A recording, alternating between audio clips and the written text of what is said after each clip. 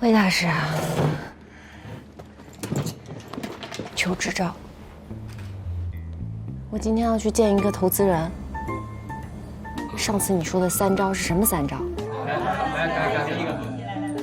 第一招，好感原理，简而言之就是寻找你和客户之间真实的相似度。如果你的年龄、喜好、习惯与客户相仿，那么你成功说服他的可能性就很大。哎，其实你们圆梦公司的每一部剧我都看过。哦，陈小姐最喜欢哪一部啊？你了解客户的喜好和背景吗？我知道他们公司是他一手创立的，在业界的口碑和人品都非常好。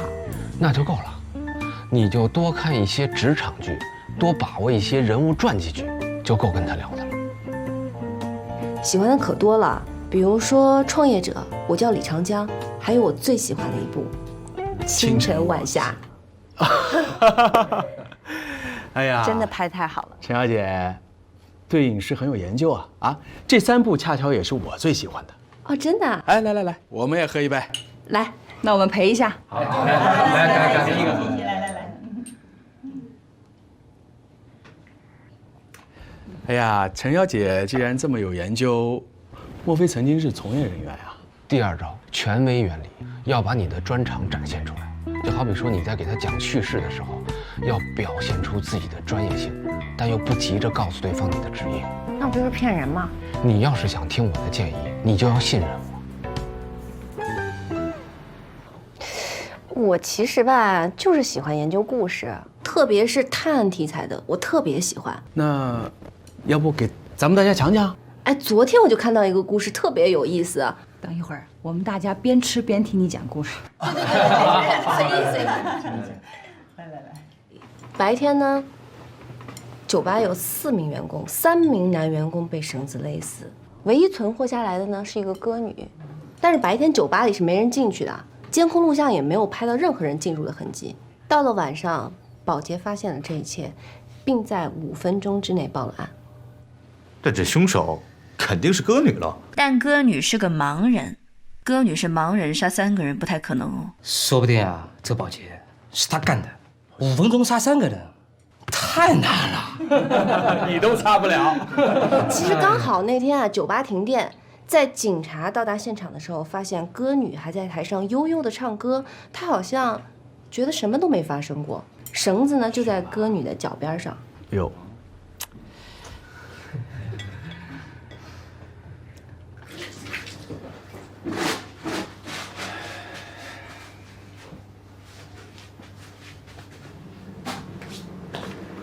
徐总，你那故事很烧脑啊！展现你专业能力的同时，你要让对方也能够感受到这份专业能力的成就感。故事可以你讲，但谜底要由对方说出来。那不就是变相拍马屁吗？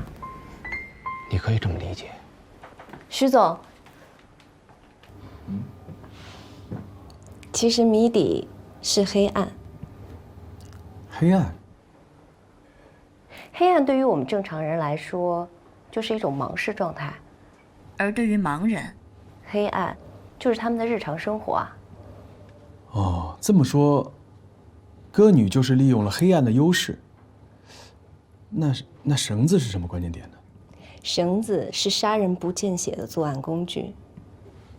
哦，太妙了！哎，这么好的故事，你在哪里看到的？其实我是一名探案剧的编剧，我的代表作是《银河咖啡馆》。哦，这个戏我知道。哎，当年的票房和口碑都不错的啊。其实我的新剧《稻田谋杀案》的剧本早就发到您的剧本中心了，只是迟迟没有得到答复，所以今天才出此下策来见您。啊。第3，稀缺性原理，刑侦片越来越少，反之，刑侦题材也越来越珍贵。圆梦呢，今明2年，也的确没有这方面的投资计划。可是如果各大影视公司今明2年都没这方面的投资计划，那这类型题材在市场上就成为一个空缺，那它就是一个稀缺资源。既然是稀缺资源，它一定有它的价值。哎呀，但是风险太大了，一不小心啊，就容易赔了夫人又折兵。我明白你的担心。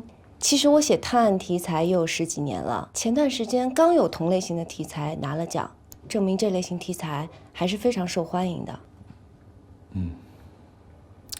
那这样吧，我让制片呢再看看，好吗？谢谢徐总。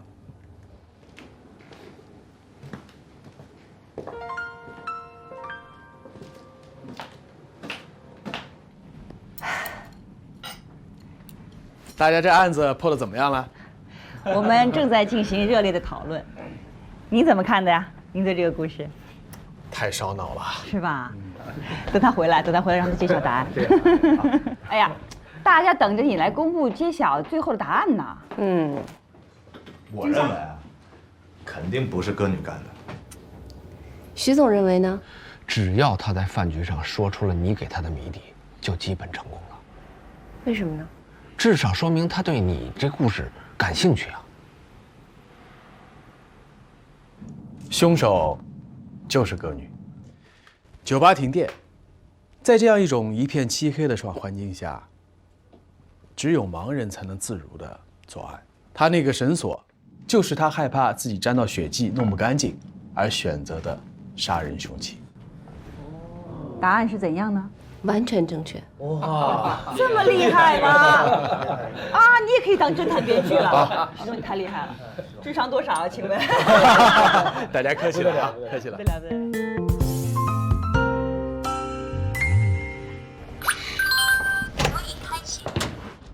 田妈妈，哎，干嘛？哎呦，稻田有救了。徐总说他准备投资。好消息。为了表示你对我的感谢，来干活吧，拖地。没问题，你们家1个月的地我都拖了。太好了。给。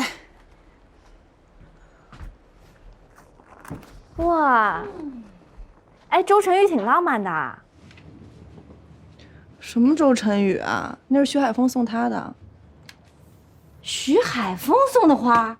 哎，徐海峰不错啊，徐海峰还会送花呢。你是不是考虑一下？什么考虑不考虑的？你们又不是不知道，就是为了双方父母，我们才。他不会以为见了我妈2次就当真了吧？其实我觉得你真的应该考虑一下，他对你又好，你们俩又有共同语言。对呀，从小一块长大，知根知底的，挺合适你的。你们这是干什么？你们把我赶出去有什么好处？哎，你能告诉我你为什么不喜欢他吗？你可别说是因为他一来就上了你梦寐以求的14楼。他对我吧是挺好的，不过他对别人也挺好的。田磊，你就是因为害怕结束，所以就不敢开始，这不是你啊。后面哦，你看，这才是你。认真干活，好好考虑一下吧。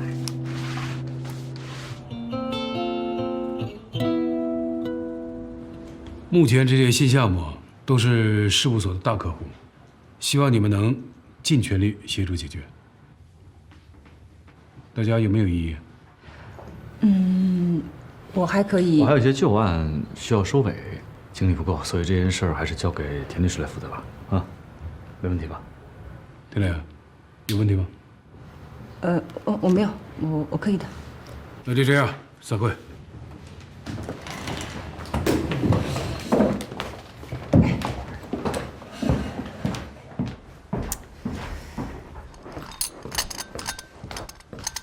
久等了，加了双份奶。这么久没见了，没想到你还能记得我的口味，不愧是今年10佳律师评选里唯一的女性候选人。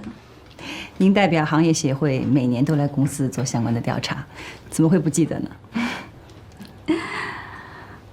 我记得去年的这个时候，你还在13楼吧？对。其实在哪儿都不重要，最重要的是要把案子做漂亮。这是我参加评选的相关资料，里面的相关细节我已经用红色的笔标注出来了。如果你觉得还不够详细的话，请随时向我提问。你已经标得很清楚了，我没有什么问题了。今年正轮的10佳律师提名只有你一个人，看样子你稳能拿奖了。不是啊，还有徐海峰呢。徐海峰他没有递交资料啊，算起来他是自动放弃了。是吗？请用。谢谢。让你把打印好的文件放到我桌子上。文件呢？我刚看打印机里没纸了，我就下楼去拿了。我很快打好就给您送过去。快点，我赶着出门呢。现在实习生连个文件都不会打，笨得要死。知道了。如果你嫌他工作手脚慢的话，你为什么不自己做呢？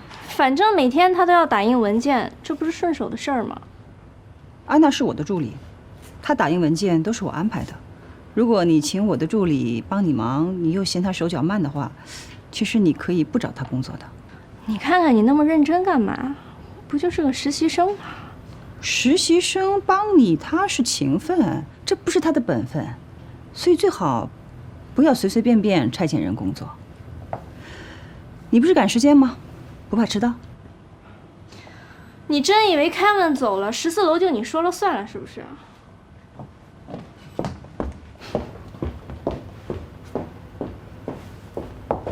别看了，如果以后他们找你工作，你就说我已经给你安排事儿了，他们有意见让他们来找我。这不太好吧？我毕竟还是一个实习生。这是什么？你是我的助理，不是他们的。吃饭了吗？没有吃的话，一起吧，咱俩也好久没吃饭了。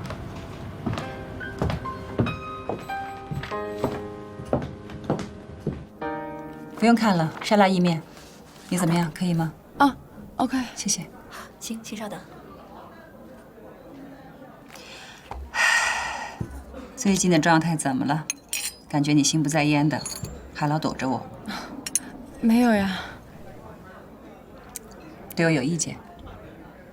啊，不是，我是觉得最近，在想我都来公司半年多了，我就是除了挨骂，就觉得在公司里面没有一点存在感。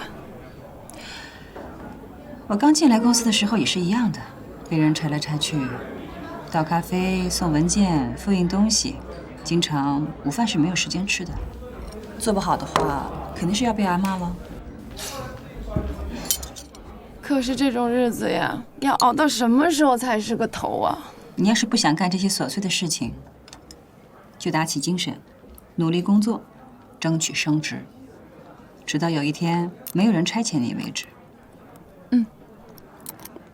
如果是因为讨厌我，那你就更应该努力，在专业上、工作能力上压我一头，或者跳到更大律所去，这样就不用看我的脸色喽。想要得到什么，就要凭自己的本事努力去要。他们是不会从天而降，主动在你身边待着的。哦，我明白了。徐律师，有时间吗？说两句话。怎么了，田律师？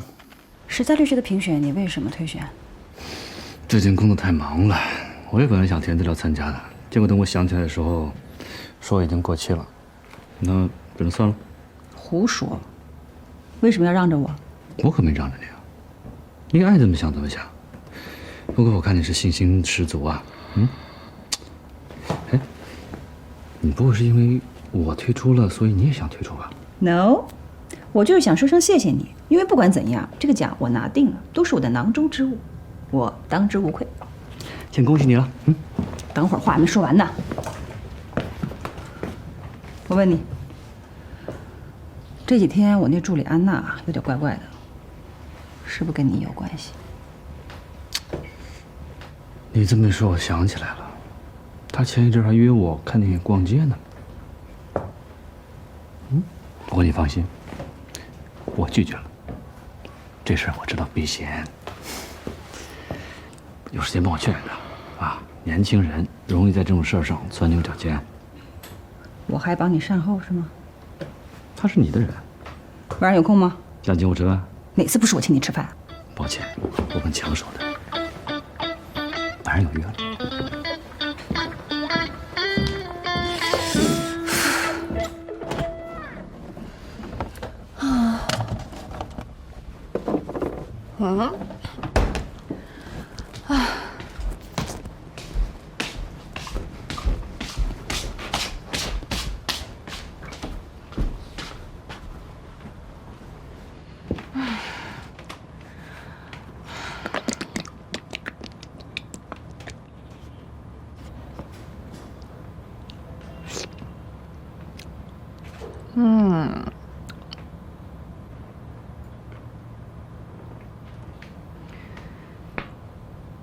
哎，你明天不是要去参加那个10佳律师的颁奖晚会吗？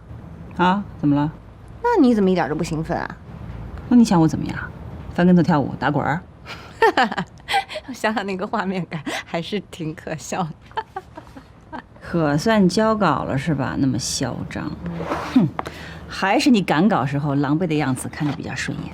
唉，你别说了，我的好日子也快到头了。我们稻田已经建组了，我下周就要去车墩开会。哼，丁诗雅，你一晚上盯着这电脑，电脑都快被你盯穿了。你陪我聊聊天呗。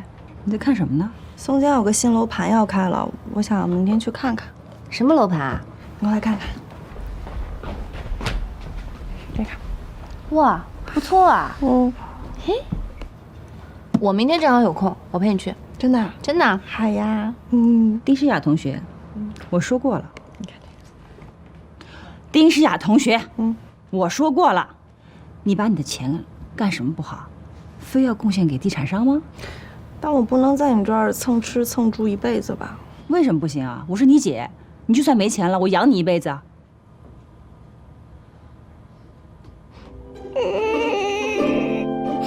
我现在终于理解《喜剧之王》里面为什么张柏芝听到这句话会在车上痛哭流涕了，太感人了。真的假的？你行，别闹别闹。等会儿，能不能带上我一块儿养啊？可以加上乔爸。好呀。滚，自食其力去。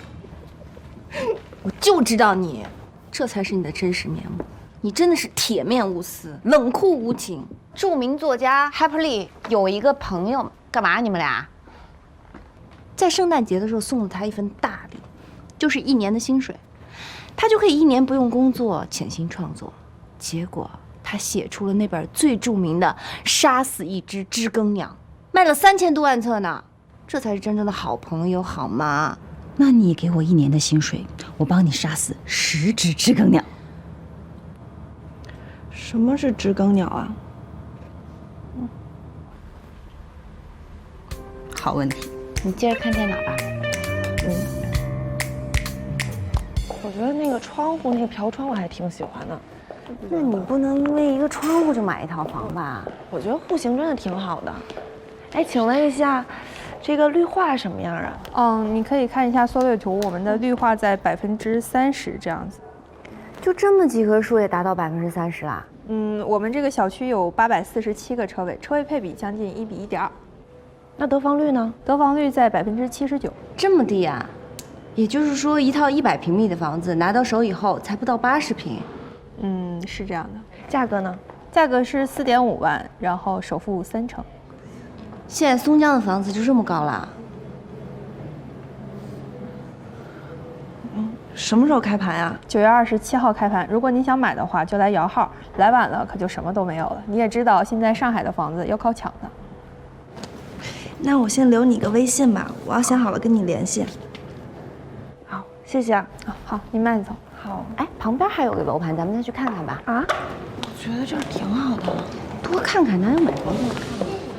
拜拜。你看这附近连个正常的商圈都没有，你搬过来会很不方便的。没事儿，我有车，不怕。车不需要油费吗？你想想，你这些年这点积蓄，付完首付就基本花光了。你每个月的工资要还房贷，还有物业水电，还要应付日常生活。你活生生把自己逼成房奴，何必呢？这是归属感的问题。每个人都有自己的执念，你就比如说我姐，她的执念就是当上权益合伙人，你的执念就是拼死拼活的要写出口碑、票房双赢的电影，而我呢，就是想在上海有个家，有一个真正属于自己的小天地。哎呀，你说的那些我都懂，其实这些年我有认真的算过这笔账，所以今天看的这套房子是在我能力范围之内最好的选择了。我就是觉得以后你要搬这么远，咱们见面都不方便了，我舍不得你嘛。你要真想见我，我搬哪儿你都得见我呀。所以你真的决定要买这套房了？是真的很想买。哎呀，但是我手头上的钱还差一点儿，我又想能不能跟那个销售商量一下，我先交一部分，剩下的晚点再交。你要是真下定决心要买那套房，我手里还有点闲钱，我先借给你。算了吧，你自己的稿费都没结清楚呢，还帮我，你哪来的闲钱呀？管好你自己，我有办法。哦，对了，我等会儿先回趟店里，我把你先送回家。我还有点别的事儿，你要不然把我放味道吧。好。国际期刊《人类神经学前沿》有一篇关于验证爱情的研究报告，从而观察他们大脑在恋爱和非恋爱状态下的区别。研究表明，人一旦失恋的话，尾状核区域的这个活跃程度就会明显的降低。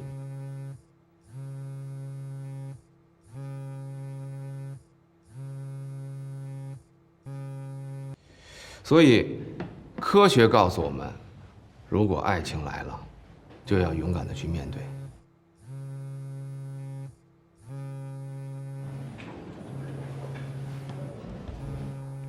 魏教授，您就接吧，我们都不会说的。现在啊，不用扫描教授的大脑也知道，教授的爱情来了。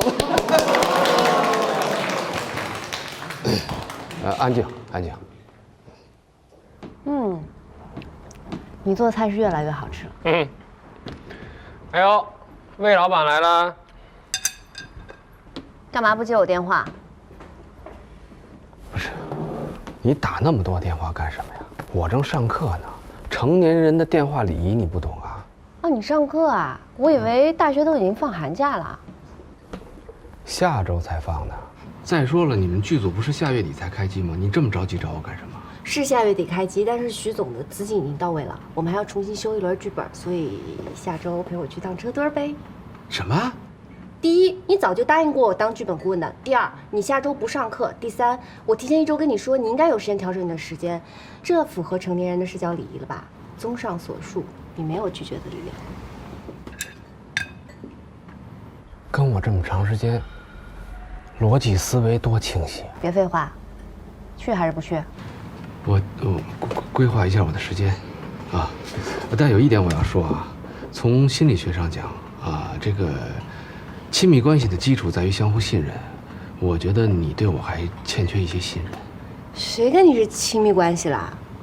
用词逻辑严谨一点。就这么定了吧，下周车墩见。我现在去买日用品，下周见啊！走了，老许。哎，回见啊！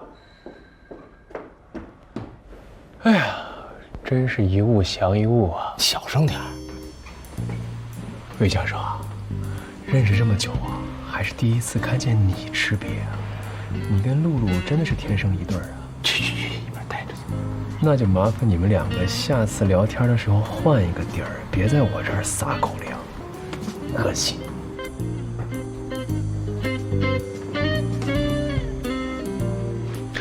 魏娟娟，你变了。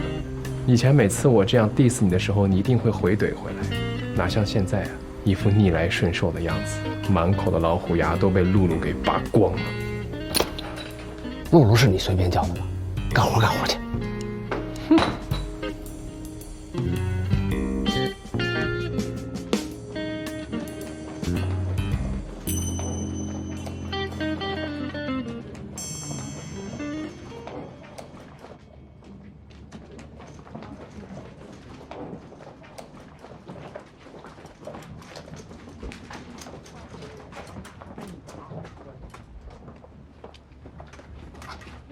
哥，你认识啊？谢谢谢谢，好久没见了。那珠子是你自己穿的吗？还是？田律师啊。Alex。恭喜恭喜啊！谢谢。哎呀，史家律师的奖项，您真是实至名归啊！代表我们正伦律师事务所嘛，也谢谢冯总给我机会。合个影。好啊。好。王律师啊，帮我们合个影。备好了吗？嗯。 1、2、3，好了。好，OK。田律师，我们待会儿再见。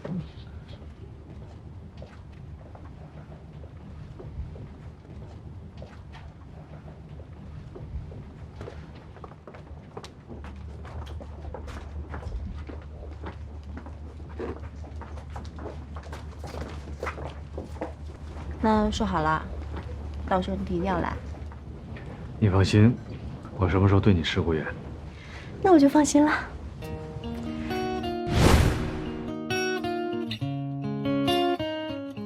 你这个人啊，还真是点都没点。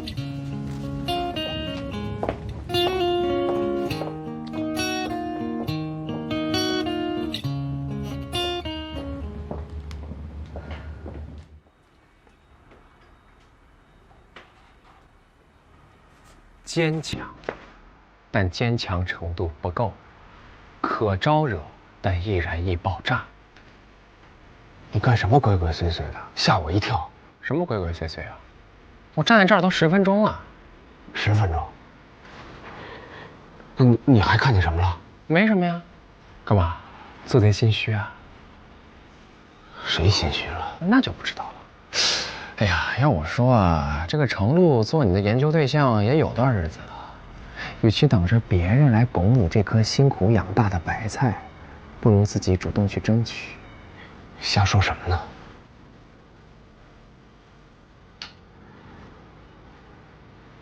你今天没活干，闲的你啊？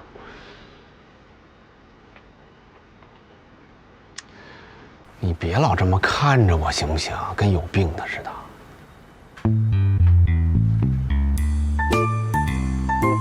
行了，我明白，我明白，明白什么呀？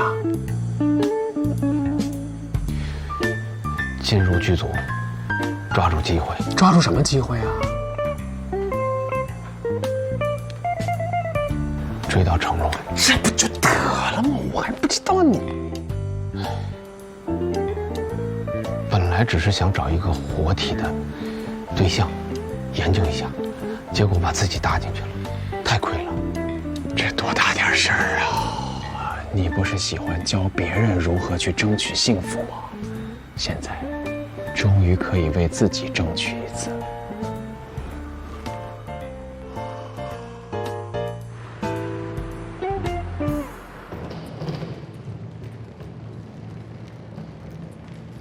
哎，你好。剧组的，身份证出示一下。大床房。稍等一下。带你感受一下剧组生活，但这几天你得听我安排。放心，用不着你交代。是啊，你是一言九鼎。当然了，我多守信用啊。顶嘴的顶。你要再这么说，我就回去了。你开玩笑嘛。剧组的房间在3楼，这是2位的房间。好，谢谢。2位的房间什么意思啊？哎，怎么就1张房卡？是啊，刚刚您不是说要1间大床房吗？2位不住一起啊？哦，不，再帮我开1间吧，谢谢。不好意思了，稍等一下。误会了。哎，先生，您的房间。好了，谢谢啊。谢谢。那边请。来，电梯了。是我在闹吗？啊？你不觉得你自己这样太自私了吗？你有没有考虑过我们的儿子啊？我告诉你，不管怎么样，我绝对不会离婚的。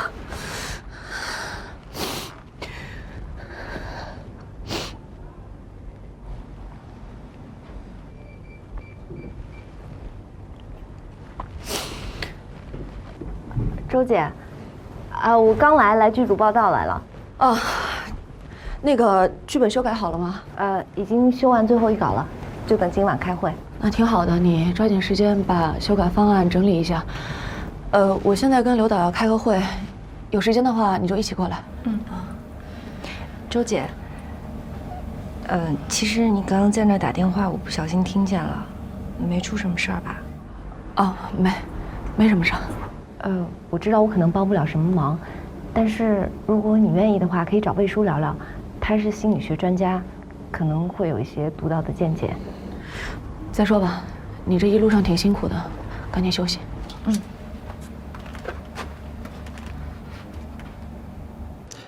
房子我是挺喜欢的，但是我首付还差20万，你看看能不能跟你们领导商量一下，这20万我晚1个月交。行，那我等你消息，麻烦你了，谢谢啊。好嘞，哎，拜拜。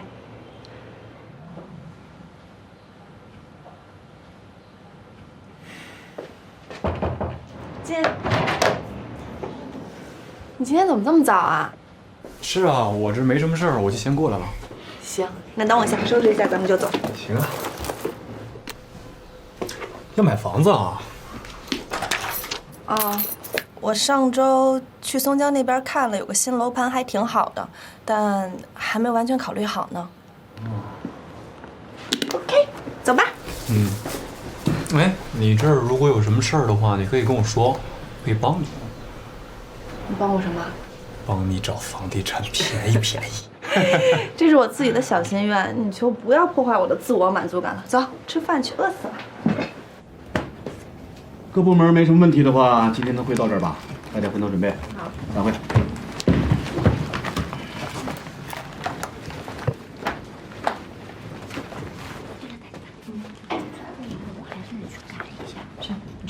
那我们先走了。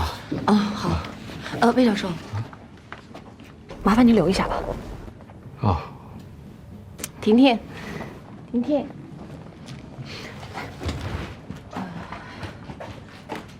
我有件事儿想咨询您一下。您说。我听程璐说您是情感方面的专家。过奖了。您有什么事儿吗？是这样的，我有一个关系特别好的闺蜜，但是她上周呢发现她老公出轨了，他们2个人大吵一架之后，她老公就离家出走，这几天就一直没有回来。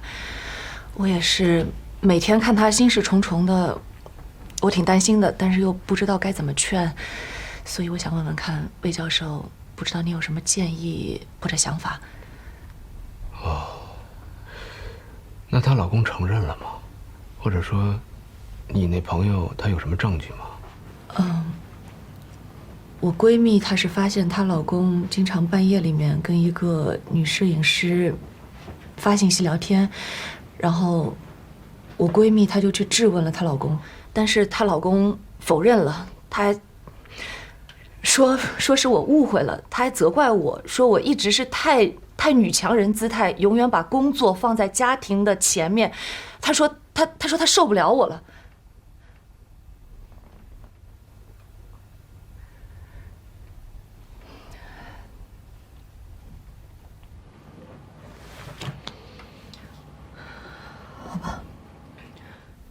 我老公坚持要跟我离婚。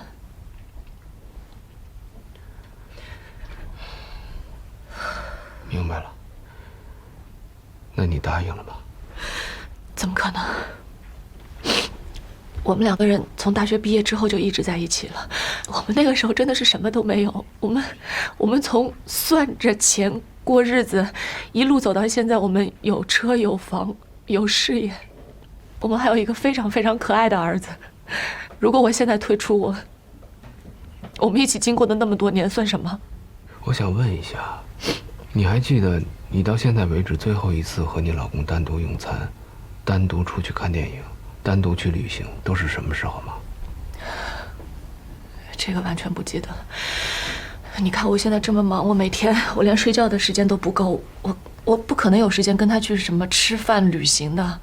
可能就是因为你太忙，疏忽了对家庭的照顾和对他的关心。这点我承认的，但是我做这所有的一切是为了我自己吗？为什么没有人理解我？那如果他要以这个作为他出轨的借口，这是不是太不公平了？魏教授，那我想问您一个问题啊，如果婚姻当中没有了忠诚，还能不能走下去？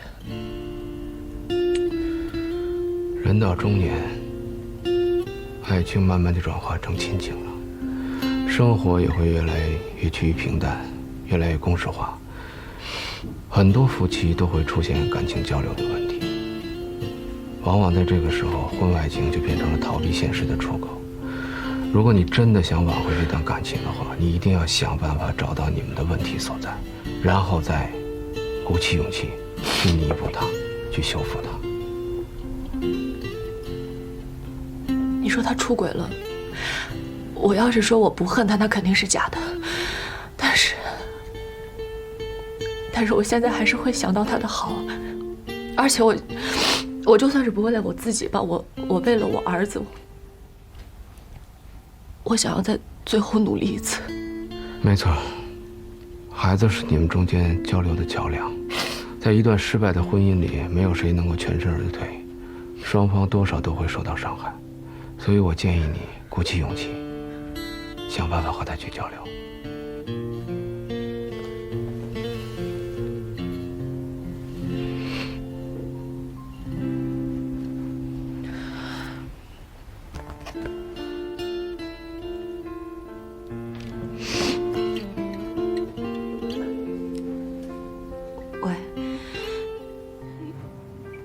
以为你出差了，所以他这2天每天晚上都在窗台上面趴着，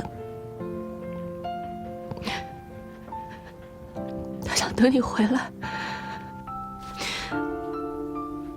啊，我这2天都自己一个人带孩子，我都不知道带孩子原来这么累，你辛苦了。如果你有时间的话，你回来看看洋洋，他特别想你。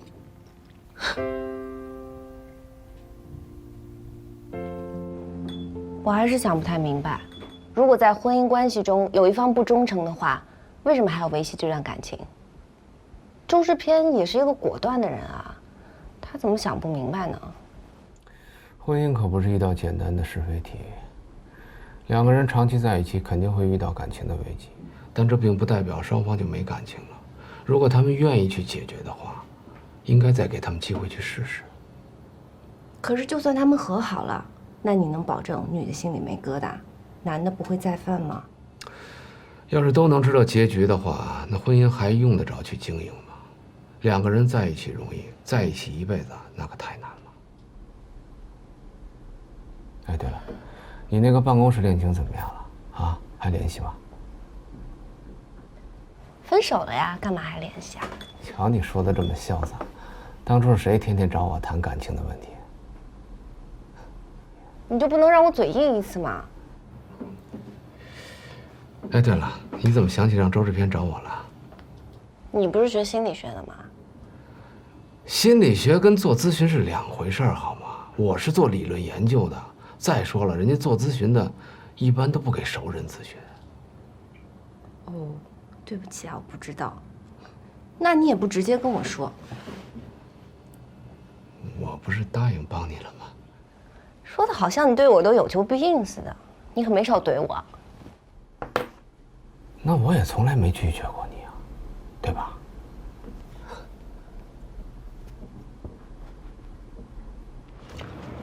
田小姐。我今天早上又接一电话过来问你了，你说这10家律师的名单一出，真是有10几个人排着队啊，就指名点姓要你。果然这种活动还是要多参加一些。以前我还老笑他们，净搞这些有的没的。那咱们这个季度的年假又得泡汤了。那剧团法务的事情多谢你了，要不是你，可能没办法顺利演出了。这不是钱吧？我可不能收啊！这是演出的票，头3天我都在，随便你哪天来都行。是吗？那先谢谢了。我记得的演话剧是你一直以来的夙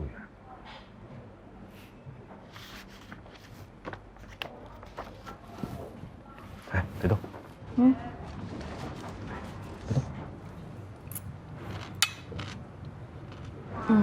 我起来。田丽姐，最近徐律师好像经常和这女的在一块儿。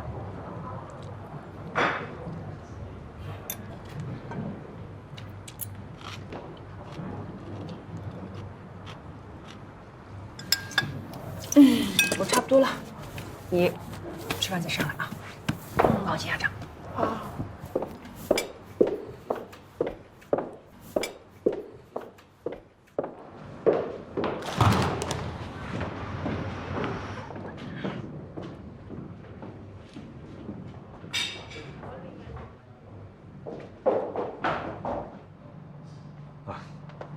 同事，我以前跟你提过，田磊。刘青青。